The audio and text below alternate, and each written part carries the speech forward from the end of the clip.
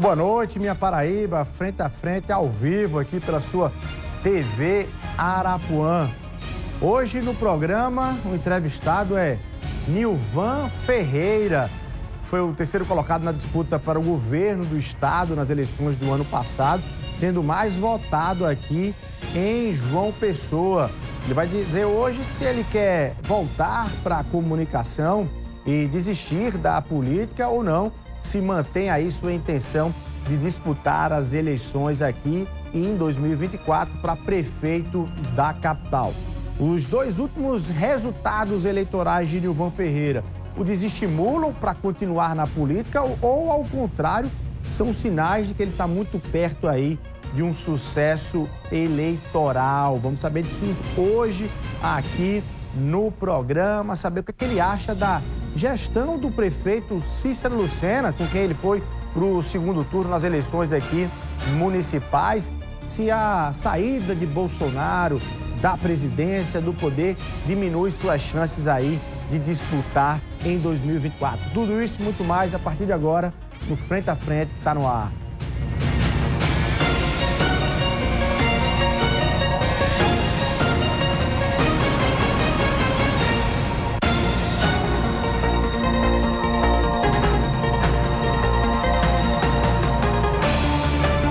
Nilvan Ferreira, muito boa noite. Boa noite, obrigado pela sua presença aqui no Frente a Frente, né? Boa noite, Luiz. Boa noite a toda a casa. Casa que eu me sinto em casa. A você que está em casa, que aguardou para a gente começar essa entrevista. Que é mais um bate-papo espontâneo, bem à vontade, para a gente discutir alguns assuntos. E eu me coloco já à sua disposição, Luiz. Você está afastado das telinhas e certamente tem gerado aí a curiosidade de muita gente sobre os seus destinos. Mas, para saber, desde que terminou o primeiro turno das eleições para governador no ano passado, o que você tem feito ao longo desses 6 meses, né? São 6 meses aí. Você pautou sua agenda e seu roteiro ao longo desse semestre todo. O que você tem feito, Nilvan? Primeiro, após a eleição, eu precisei me dedicar um pouquinho à família, porque eu enfrentei 2 eleições assim, praticamente uma atrás da outra. A de prefeito, 2020. Depois a de governador, que para mim começou muito cedo, também por conta da conjuntura nacional, as questões ligadas à candidatura do presidente Bolsonaro. E depois da eleição eu participei do segundo turno, né? Fazendo o que pude fazer nas viagens para levar a mensagem da campanha do presidente no segundo turno. O presidente não obteve êxito, todo mundo sabe. E depois eu fui dar uma organizada na vida, né, colocar os assuntos particulares em dia, cuidar um pouquinho da família. Eu fui vovô há pouco tempo e a minha netinha, depois da campanha... Ela nasceu na eleição, foi? Ela tem 1 ano e 6 meses, mas eu tive o ano de 2022 completamente afastado da convivência, viajando muito. E chegou um tempo, depois da campanha, eu dizia, vem pra cá, vem pontar vovô. Ela olhava pra mim sem saber quem era, porque não tinha convivência cotidiana dos finais de semana. Então eu precisei focar na minha família, as minhas filhas, a esposa, a netinha. E depois depois de organizar as coisas da vida, assuntos particulares que ficam pendentes, uma campanha eleitoral, ela desorganiza a sua vida privada. Sim. Ela causa assim, uma desorganização profunda na sua vida. E eu tenho aproveitado esses meses pós-eleição para ficar perto da família. Voltei a estudar, né? Eu tive que parar o curso de Direito, né? Um ano antes da eleição, 2022, eu não estudei. Agora voltei a estudar, concluí o curso, já estou no 8º período, estou numa caminhada mais pertinho de terminar esse curso. E agora batida a poeira da disputa. Agora olhar para frente e planejar a minha questão profissional. Se você tivesse sido eleito prefeito ou governador, estaria aí no mandato e recebendo o salário de prefeito ou de governador. Se tivesse na comunicação, estaria aí recebendo o salário de comunicador, de jornalista. Você tem vivido de quê, Nilvan, ao longo desses meses todos? Eu sou um homem muito bem organizado financeiramente, porque todo mundo sabe que eu sou um cara muito dedicado, Luiz, o trabalho. Eu não sou um cara de viajar, de gastar dinheiro com viagem internacional. Nunca fiz isso. De estar em grandes hotéis pelo Brasil, nunca fiz isso. Você é mais... Eu sou mais centrado, caseiro, eu é do trabalho para casa e no período da eleição é dedicado àquela tarefa. Então eu consegui ter aquilo para me dar uma certa tranquilidade durante esse período que eu passei agora sem exercício profissional, apesar de ainda estar vinculado ao sistema Correio de forma oficial ainda. Ainda gozando de uma licença que eu solicitei no começo da legislação eleitoral que me proibia de estar no ar. E você quer voltar por hora para a comunicação e tá com esse, enfim, e ter conversas nesse sentido, seja no Correio ou em outro sistema de comunicação? Isso eu tenho analisado muito, porque comunicação é uma parte importante da minha vida. Foi onde eu consegui toda a projeção que tenho, foi onde consegui todo o respaldo que tenho hoje, para poder, inclusive, na política, ter o desempenho que tive nessas últimas 2 eleições. Então, isso faz parte, assim, da minha vida de uma forma muito intrínseca, de uma forma muito forte. Você sente falta? Sinto falta porque é na comunicação que, por exemplo, eu faço uma das coisas que mais gosto, além de dar notícia, que é o trabalho social, que foi minha marca e tem sido a minha marca, principalmente em João Pessoa, durante esses últimos anos. Desde 2008, quando eu vim para essa casa aqui, eu já vinha de Cajazeiras fazendo isso, mas foi aqui, por conta da televisão principalmente, que eu consegui fazer o que eu sempre gostei, porque para mim era uma forma de retribuir a minha consciência, aquilo que Deus tem me dado em abundância, que foi oportunidades. Então aquele trabalho social para mim é como se fosse parte da minha vida. Aí eu lhe pergunto, com base nisso, você acha que fora da comunicação você diminui, você fica menor para disputas eleitorais, você perde ali o seu palanque ou plataforma? Não, porque eu nunca usei televisão para fazer política. A televisão foi uma consequência na política, porque eu estava todo dia dando opinião, estava dando notícia, estava em contato com as pessoas, mas assim, a ligação que principalmente com João Pessoa e com a grande João Pessoa que a gente conseguiu estabelecer é algo assim que extrapola já esses limites. Você acha que o Nilvan político, ele já não precisa tanto do espaço de mídia? Eu acho. É claro que todo político precisa de mídia, né? Mas assim, você já consegue fazer a sua trajetória de político sem necessariamente ter que estar num estúdio, num programa diário? Acho, porque houve uma liga muito forte em toda a trajetória, na imprensa, primeiro no rádio, depois na TV e rádio, depois da campanha de prefeito eu fiquei somente na televisão, e foi uma decisão muito minha essa, de não voltar para o rádio, porque o rádio ele ia me colocar de frente aos temas mais ligados à prefeitura, e eu tinha acabado de disputar uma eleição com o Cícero Lucena. Então, na hora que o sistema Correio, eu disse, você vai fazer rádio, vai voltar para a TV, eu quem disse, eu não quero voltar para o rádio, pelo menos agora. Por quê? Porque eu vou ter que diariamente estar recebendo os ouvintes, tratando de temas da prefeitura, e vai parecer revanchismo da minha parte comentar algum tema que seja desfavorável para o prefeito que ganhou a eleição. É tanto que depois eu cheguei à conclusão que eu não tinha mais que voltar para o rádio. Eu percebi isso durante o ano de 2021, pós-eleição, e já durante 2022, eu sabendo que em junho ia ter que deixar novamente para disputar ou a eleição de deputado, como era o primeiro projeto, e depois que o presidente Bolsonaro fez o convite para ser o candidato a governador, eu digo, agora é que eu estou convicto de que eu preciso me afastar novamente. Você acha que tem algum veto e alguma censura, não censura, mas veto em relação ao fato de Bolsonaro ter perdido a eleição? Então vou converter a pergunta. Se Bolsonaro tivesse vencido a eleição, teria uma luta, uma fila para todo mundo ter Nilvan como âncora e apresentador no sistema? Você acha que tem relação? Acho que não. Eu sei como é que as coisas funcionam, eu já fui mais afobado em relação a essas questões. Eu tenho uma coisa muito clara e eu sempre fui um cara muito com as coisas definidas na minha vida, Luiz. Foi do momento de decidir vir para João Pessoa, vir embora, onde para a decisão, a pressão da família, vai deixar tudo que construiu para ir para arriscar algo que você nem sabe o que é ainda. E eu sempre fui um cara muito centrado nisso, é por isso que as coisas na minha vida, elas sempre acontecem de forma intensa e tudo tem o seu tempo certo de acontecer.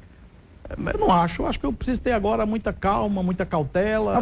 Mas nas redes sociais, por exemplo, você ainda bate forte na esquerda, em Lula, e você faz uma defesa ainda de Bolsonaro, talvez até poucas defesas, quer dizer, raras defesas, porque muita gente já mudou, inclusive, de posição, né?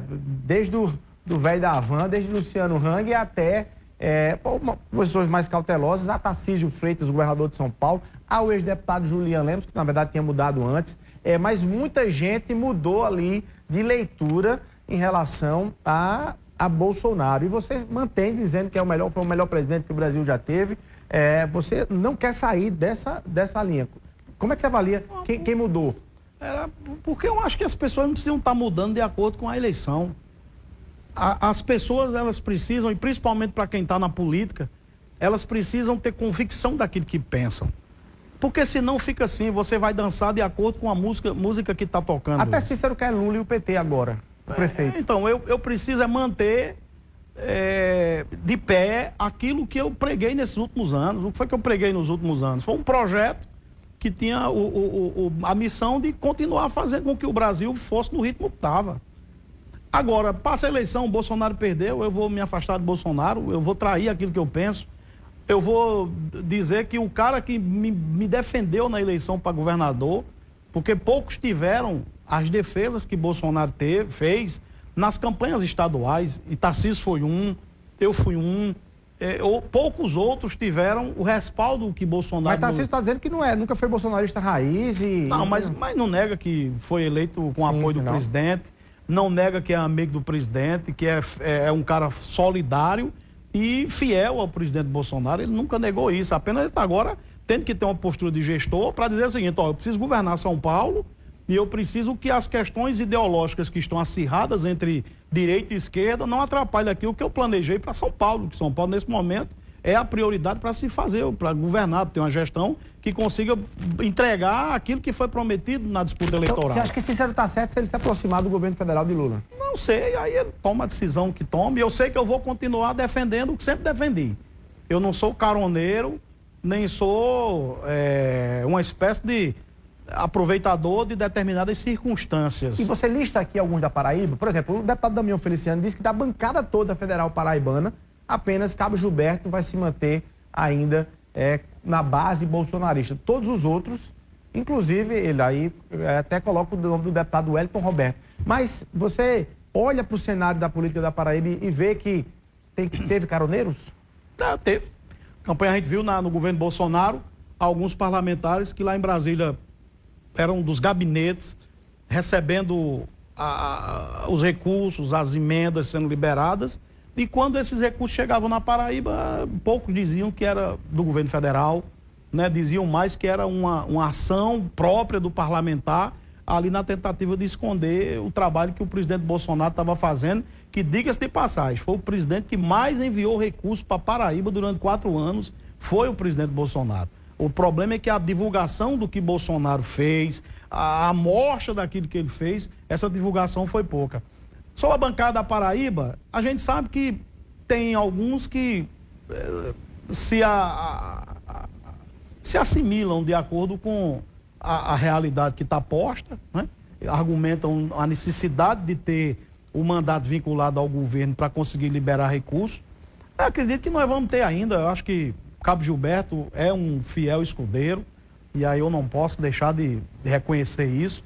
Eu acredito que o deputado Wellington Roberto continua seguindo. Você não acredita na defecção do Wellington Roberto? Não acredito. Eu acho que o Wellington continua, pelo que inclusive tem ouvido na imprensa, de afirmações dele, de que ele continua defendendo aquilo que o PL defende, que é de continuar na oposição. A gente sabe que uma parte do PL, tem uma parte do PL que já era PL mesmo antes de Bolsonaro ser do PL, né? Tem uma parte do PL que eu até acho que vá para o governo.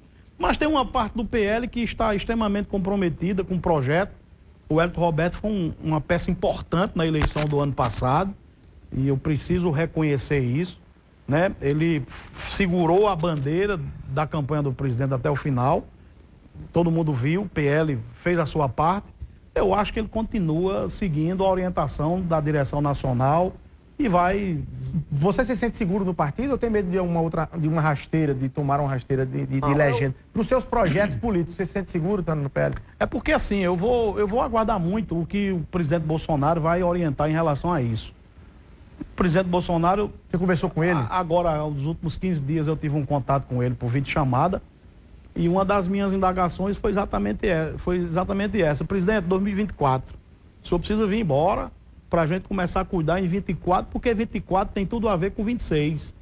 E o que é que ele lhe disse? E ele disse, eu estou voltando, entre março e abril eu volto para o Brasil e nós vamos começar a reunir, a partir das capitais, o nosso time, escolher os melhores nomes para disputar as eleições, porque o projeto agora é eleger o maior número de prefeitos e vereadores no Brasil inteiro. Você está dizendo que, está trazendo inclusive a informação que o ex-presidente Bolsonaro, ele está extremamente conectado com a agenda política das eleições de 2024. Bolsonaro está por dentro de tudo, porque ele não perdeu o contato com quem diariamente estava com ele durante tanto do governo como também naquele momento tumultuado da campanha.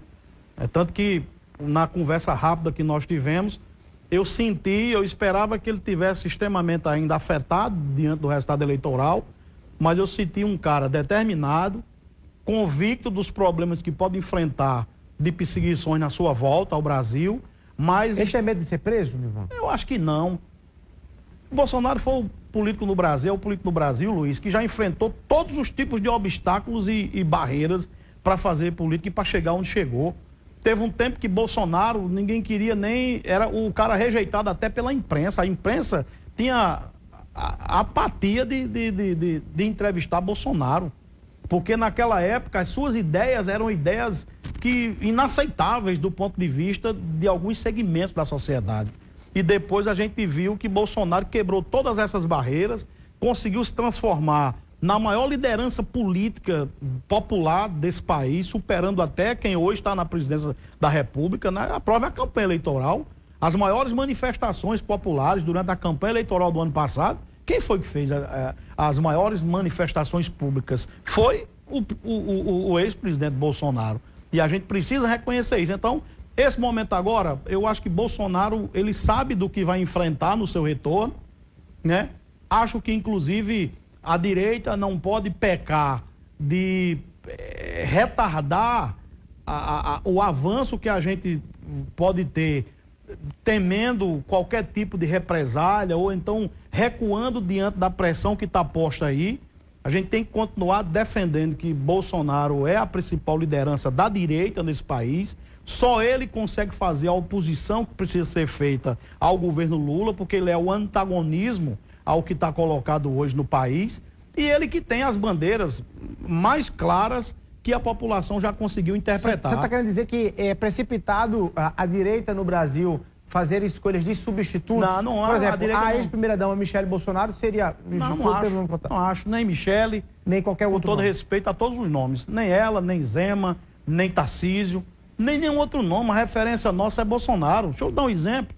Nesse momento, nesse aspecto, olhando por esse ângulo, a esquerda ela consegue ser mais uníssona do que a direita.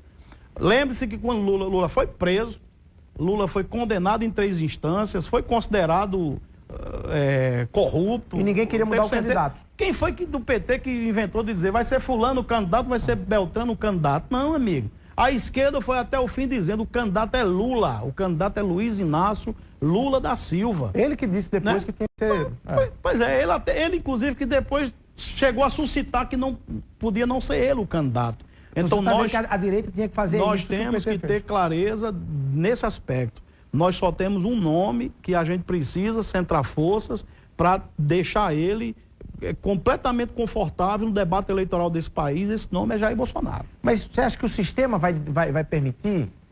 Por exemplo, lhe envergonha esse caso das joias, do presente, das joias e da informação de que o presidente quis colocar, o ex-presidente quis colocar joias aí no Brasil de forma irregular e ilegal? Irregular e ilegal, Luiz? Você acha que alguém, presidente da República, olha como a parte da mídia ela trata de escamotear e tentar criar uma narrativa combinada com o governo para tentar prejudicar Bolsonaro. Se o Bolsonaro vai mandar pegar na alfândega lá do aeroporto de Guarulhos um colar de pérolas usando o papel timbrado da presidência da República.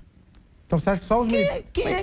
Então foram os militares que fizeram isso? Quem é que é inocente de mandar buscar uma encomenda numa alfândega usando um militar e um ofício lá respaldado do gabinete da presidência da República e tal? E você acha que foi Não houve tentativa de Bolsonaro de pegar joia de forma irregular. A presidência da República precisava tratar de forma técnica, de forma específica, a liberação de algo que foi apreendido e que é costumeiramente feito isso. Qualquer coisa que é presente oficial de Estado a um governante brasileiro, o procedimento parou na alfândega, depois o setor específico da presidência da República tem que mandar buscar para botar no acervo. E foi isso que Bolsonaro fez.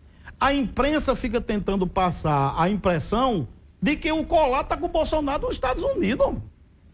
Não existe colar, a senhora que está em casa, não existe caixa de colar com não sei o que, com brilhantes, na casa de Bolsonaro nos Estados Unidos. Esse material continua na alfândega à disposição do governo para fazer o desembaraçamento, para colocar no acervo.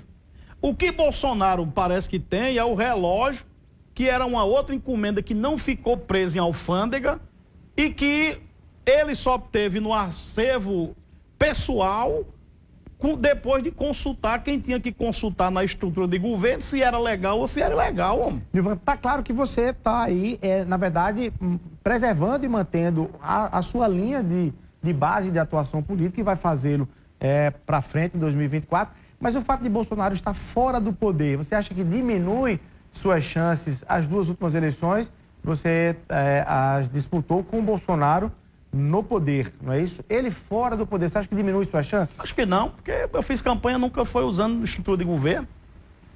Eu não usei poder. O Bolsonaro era presidente, é meu amigo, eu tinha livre acesso a Brasília, mas não tinha um emprego no governo federal e nem queria, nem nunca fui atrás. Nunca. Eu não estou nisso, não é para me dar bem.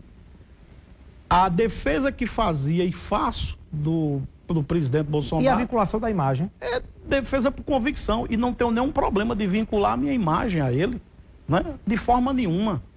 Eu tenho clareza de que eu preciso, acima de tudo, ter postura. O homem público ele tem que ter posição. E nem pode estar feito alguém que fica de galho em galho. Precisa ter postura concreta. Você é isso, defende isso. Você tem que seguir assim. Porque na maioria dos casos, Luiz, o que se percebe é uma tentativa de demonizar Bolsonaro para que os seus aliados, eles saiam de perto de Bolsonaro.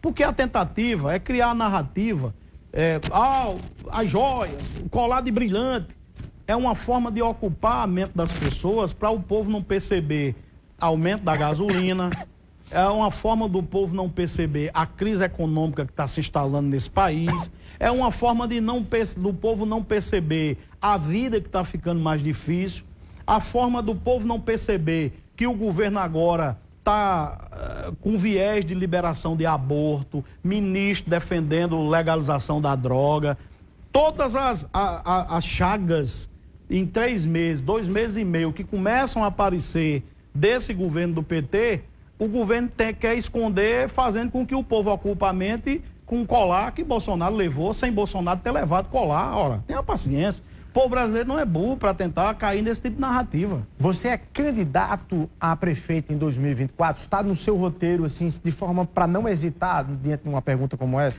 A eleição de 2020 e depois a eleição do ano passado, ela nos dá uma responsabilidade muito grande. Eu não posso fugir disso, negar isso. Como é que eu, sem governo do Estado, como é que eu, sem prefeitura na mão, sem apoio de estrutura nenhuma, sem R$1 no bolso, como é que eu disputo o governo e no primeiro turno, que é o turno mais importante para o voto orgânico, porque no primeiro turno, cada candidato conquista uma fatia de quem quer realmente votar nele. No segundo turno é outra história. É a junção de muitos para derrotar determinado candidato.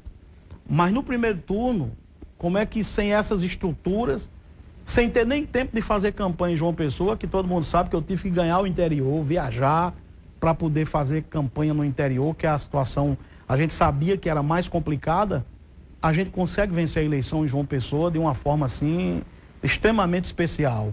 Eu tirei quase 32% dos votos de João Pessoa na eleição. Está dizendo que é um patrimônio eleitoral que você não quer abrir mão. Eu não posso desprezar isso, porque seria desprezar uma vontade das pessoas.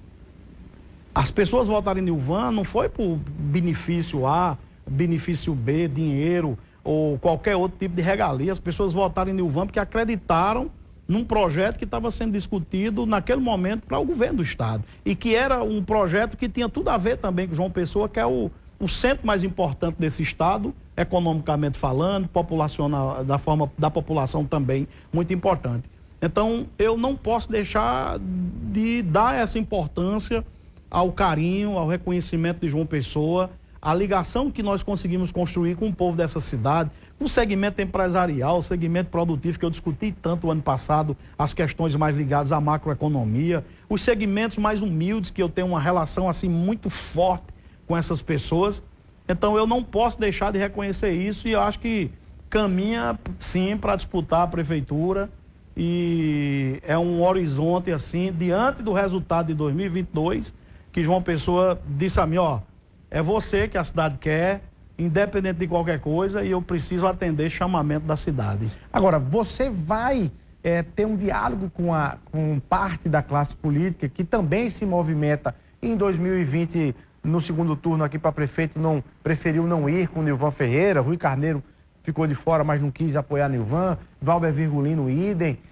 Você tem algum movimento diferenciado para esse processo de 2024, já que tem alguns nomes, inclusive na ala bolsonarista, pastor Sérgio Queiroz, o deputado Valber Virgulino, o deputado Rui Carneiro, enfim, você tem tem um roteiro traçado diferente para poder dialogar. Você acha que você tem tudo isso aí de patrimônio eleitoral e falta o diálogo e o avanço e a construção com a classe política?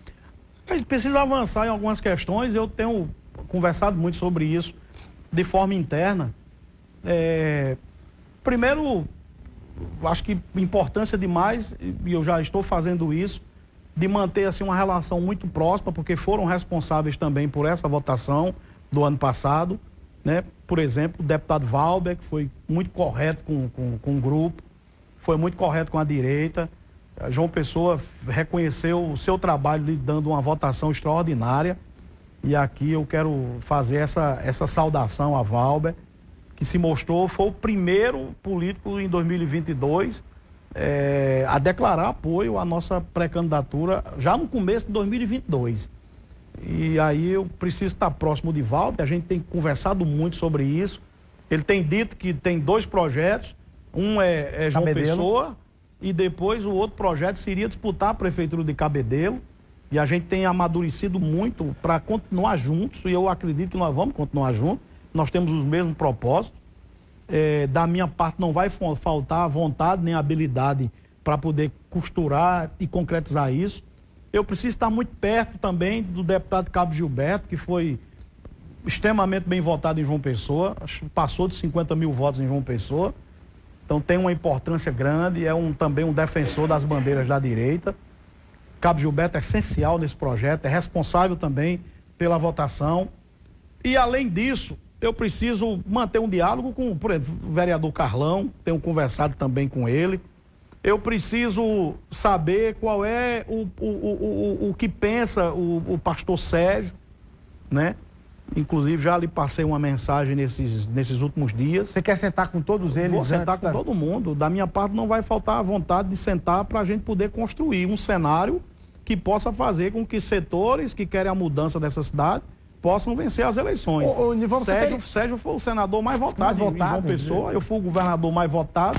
Então, nós temos um papel extremamente importante. Você pode ser candidato a vice-prefeito na chapa de Sérgio, você tem humildade para isso? Ou o contrário, mas você tem humildade para sentar na mesa com esse nível de debate? Eu preciso ter clareza do que é que cada um pensa em relação a isso. Essa questão da disputa da eleição, ela para mim já está de forma muito clara. Eu acho que não há como dizer para a cidade de João Pessoa que de minha parte não há disposição de disputar a eleição. Eu vou disputar a eleição. Agora, eu preciso conversar com alguns segmentos, tanto desse lado aqui mais à direita, como o pastor Sérgio, falei da sua importância, Cabo Gilberto, Valber Virgulino, E eu preciso também saber qual é o projeto do deputado Rui, o que é que ele pensa sobre 2024. Mas se você sentar sem essa margem de espaço de construção, dizer, olha, eu vou sentar aqui, mas eu sou candidato de todo jeito, você deixa pouca margem de unidade, não? Não, eu acho que é pior é o candidato que não tem convicção daquilo que pensa, né? Eu já chego com a convicção do que é que eu penso, para poder eu ter os argumentos necessários de mostrar por que é que nós temos um nome que pode, diante de tudo, todo o cenário, toda a trajetória que nós construímos, com que de 2020 para cá eu já aprendi sobre essa cidade, do que eu já amadureci, né? Porque você tira ensinamentos também das derrotas, agora, o deputado estadual, o Evásio Bezerra, hoje, inclusive, no programa Arapuã Verdade, do Arapuã FM, com o Clilson Júnior, com o Gutenberg Cardoso, comigo lá, ele disse, olha, Nilvan, vou usar a expressão do deputado, mais ou menos assim, olha, Nilvan tá morto para a política, tá morto. Não sei quem, vocês é que dão espaço, vocês de imprensa é que ainda dão ali um destaque a Nilvan, mas ele fazendo uma análise da trajetória e, naturalmente, de Bolsonaro ter perdido as eleições, estar fora do poder, ele disse que você estaria morto, estaria pronto para fazer um debate com você em qualquer lugar, sobre qualquer coisa, mas ele diminuiu a sua, enfim, importância no processo de 2024. Os homens de pouca fé, eles pensam exatamente assim, de menosprezar as pessoas. Você sabe quem me menosprezou em 2020? Foi Ricardo Coutinho, lá em Souza, quando perguntaram sobre minha candidatura, ele disse, eu tô doidinho para disputar com esse aí, para eu dar uma surra nele de voto. Para prefeito? Para prefeito. Terminou, deu uma surra do dobro de voto que Ricardo tirou. E foi pro segundo turno? Para prefeito, eu tirei 61 mil votos, Ricardo tirou acho que menos de 30. Não adianta menosprezar, deputado Evásio. Todo mundo sabe que o senhor é o político mais sem coerência desse estado. O senhor está dizendo isso comigo, né, numa forma de me diminuir alguém que, inclusive, ganhou a campanha do grupo que o senhor apoia aqui em João Pessoa, que tem um filho como vice-prefeito de João Pessoa. Não menospreze, não. As pessoas, cada uma das pessoas tem a força que tem, mostrada através de resultados eleitorais. E a gente sabe muito bem que o senhor está dizendo isso é porque o senhor está defendendo o seu terreiro, porque o senhor tem um filho vice-prefeito, o senhor tem inúmeros cargos na prefeitura, tem cargos inclusive de gente que nem trabalha, né? O senhor está mamando nas tetas também da prefeitura de João Pessoa, que em 2024 essa cidade vai passar por um processo de mudança e o senhor sabe muito bem que a história dessa cidade vai mudar a partir daí. Eu quero falar sobre João Pessoa, exatamente sobre João Pessoa, Nilvan, mas antes, não posso não deixar de falar num dia histórico para o Brasil, que é o 8 de janeiro de 2023. E aí você está dentro desse debate porque, formalmente, inclusive, acusado pelo PSOL, pelo advogado Olímpio Rocha, que entrou, né, com a ação pedindo ali, lhe acusando de participação ou de colaboração naqueles eventos, naqueles atentados antidemocráticos do dia 8 de janeiro. Eu queria lhe ouvir sobre isso. Você fez uma postagem no dia lá do 8 de janeiro, depois ela saiu, não sei nem se a produção tem aí a postagem, você dizendo, olha, o povo tem força, era algo assim, o povo tem força e não vai aceitar essa mentira. Você apagou e tudo, você achou que ultrapassou o sinal vermelho ali? Não, eu postei do momento que a passeata saiu, estava passando embaixo de um viaduto. Quem tiver a postagem salva pode até conferir. A liberdade de manifestação desse país, ela é legítima. Você apoiava só a manifestação? A manifestação que foi convocada para aquele dia, se eu tivesse em Brasília, eu tinha ido. Você estaria aí onde muitos pecam em querer condenar a Pamela Bolle porque ela estava lá. Eles invadiram... Sim, aí no momento em que partiu para a invasão, para depredar o patrimônio público, aí deixou de ser uma expressão da liberdade democrática. Por que foi que eu apaguei a postagem, né? Eu apaguei, aí não é a minha não, né? Foi essa daí? Não. Tem que colocar a tela cheia pra gente poder ver tudo. Eu postei, aqui estava passando debaixo do viaduto. Eu acho que passando um viaduto é essa aí, ó. Ó, um viaduto aí. Aí não é palácio, não. Foi num viaduto que eu postei. Olha, tá ali, Brasília, 8 de janeiro, o povo tem força e não vai aceitar, né? A morte da nossa liberdade. A morte da nossa liberdade. Pronto. No momento que começou o quebra-quebra, qual foi a minha atitude? Eu digo, ó, eu não concordo com o tipo de quebra-quebra, de depredar, de vandalismo. Eu excluí a postagem na hora e depois fui no Twitter e coloquei, eu acho que foi no outro dia, já a minha opinião sobre aquele tipo de manifestação. Onde é que você estava nesse dia, nesse domingo? Onde é que você estava? Eu estava almoçando com minha família no Seu João, no Bessa. Foi quando eu fiz, inclusive, a postagem lá. Estava lá eu, minha esposa, minha netinha, meu genro, minha filha. E você, dias antes, você sabia que ia ter isso? Ligaram para você? Você se comunicou com alguém? Todo mundo sabia que ia ter uma manifestação como qualquer outra manifestação que aconteceria no país. Uma manifestação que os desdobramentos, né, já intriga muita gente de que aquilo ali teve a facilitação de quem estava no governo para que o quebra-quebra acontecesse e terminasse criando um clima que o governo do PT precisava, que era para desmontar os acampamentos nos quartéis e para tentar acusar a direita de terrorista, de baderneira e de acusar o presidente Bolsonaro de ter armado tudo aquilo ali, né? A grande pergunta é, por que agora nós temos a oportunidade de ter uma CPI para apurar o 8 de janeiro e o governo está comprando deputado para tirar a assinatura lá do pedido da CPI? Por quê? Você acha que esse é um indício de... Quem não deve, não teme. Eu não temo nenhum aspecto do que o pessoal, o Partido da Maconha e do Aborto mandou para Brasília para tentar me prejudicar Valber, prejudicar Elisa, Pâmela. Pedem sua suspensão das suas redes sociais e prisão. Não tenho medo nem disso, que eu estou com a verdade. Agora, se o PT está com a verdade, deixe instalar a CPI para que a gente possa ter a quebra do sigilo das imagens, a gente ter quebra de sigilo telefônico dos ministros que estavam diretamente envolvidos no que não podia ter acontecido, para que as coisas sejam esclarecidas. É somente isso que se está pedindo. Agora, estão aproveitando o 8 de janeiro para tentar envolver Bolsonaro, para tentar incriminar a direita de baderna. Ora, amigo, a direita passou de outubro, do último dia do segundo turno até o 8 de janeiro, acampada nos quartéis e não tinha uma piola de cigarro no chão.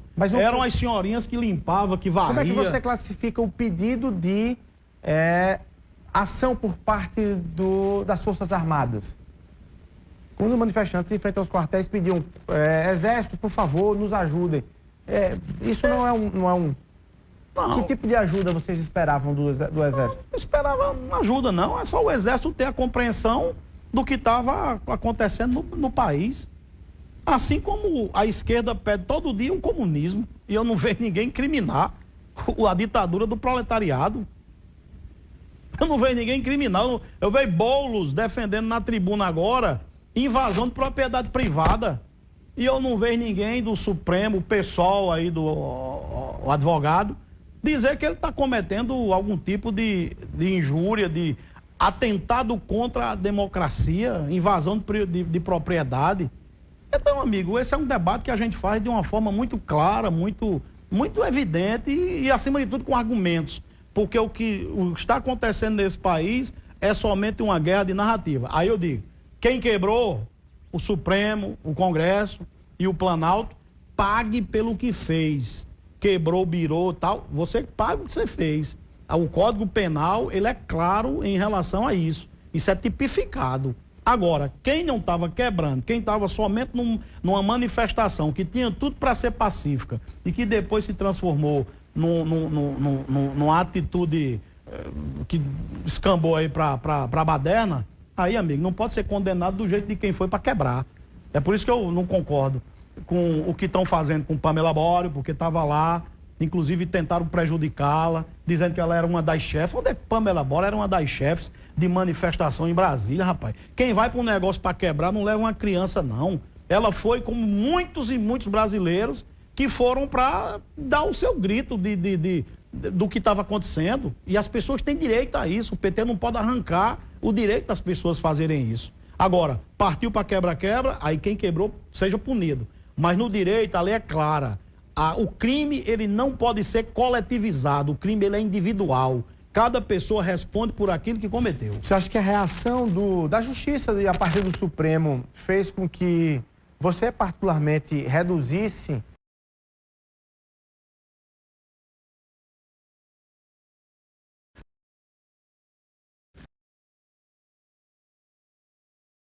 que a gente não questionou a eleição, Luiz. A gente só pediu que a eleição fosse transparente, amigo. Ninguém questionou a eleição. O que se pediu foi que o processo fosse transparente.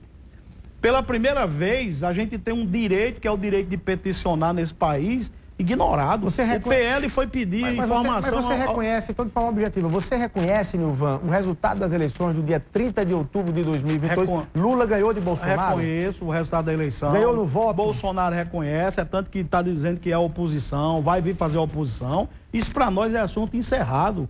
Isso é um capítulo que a história vai contar com todas as suas afirmações e incógnitas que não foram respondidas, né? Vai ficar para a história. O que a gente precisa fazer agora é sair desse dilema, né? Se organizar, né? Ter Bolsonaro como a referência na oposição, construir 2024 para construir 2026. E Bolsonaro vai escolher como esse candidato, aqui em João Pessoa, por exemplo, já que ele tem ali outras opções bolsonaristas na base. Como é que vai ser a escolha? Você conversou sobre isso?